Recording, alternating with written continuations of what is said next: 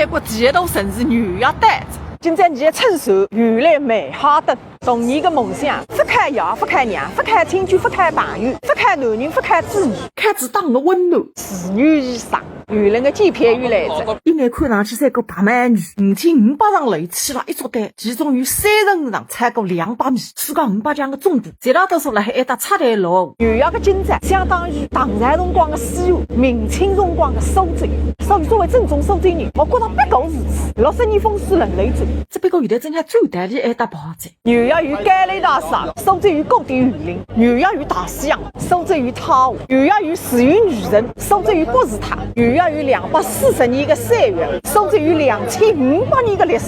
纽约只有800多万人口，苏州有1200万。地球浪向美国豪宅有句话硬气，全中国苏州好看谁有句话吃香。大西洋后浪滩前浪，侪是飞的60年风水纪录，我在走在苏州湾。寺院女神，法国送给美国的开国礼物。我有个朋友问我，通过一道理语，你觉得美国好还是中国好？我跟他讲，山大同地，啥地方才是天堂？财富大同地，任何生活才是地狱。寺院女神，原是有像巨厉害的来句噻。别人讲看出来是好剧，我看出来才是金子。只有财务寺院才是真正的寺院。传说当中的童女蛋子，跑腿还有毛有毛，牛逼好！啥子不摸泥巴，不摸肋旁骨，不摸软骨，不摸嘴巴，不摸白头，因为牛逼代表生日，啥没生日？狗屁！30年代美国经济大萧条，有个朋友突发奇想，当来他组织一场蓝黄牛的铜像，少年现在前几天狗屁大涨，那个才是牛市的来历。三界卷流，欧欧四海，烈日当空，大雾出西游，回来回去为之空方兄。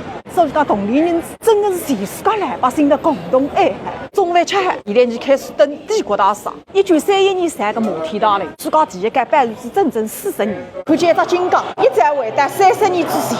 想当年看搿本电影的辰光，你屋里向还是一张14寸的黑白电视机。1年的工资也买不起一张到美国来的飞机票。现在单子不说了一只，纽约前进，不承认你回到像啥自家还过上难为情。我想讲你不去上海，想上有点不老实呀。我想讲你不去深圳，只有深圳分气高，所以实在是不出口。幻想是想吧，这苏州还大的比帝国大厦来苏州工地园林门里，屁啊不是。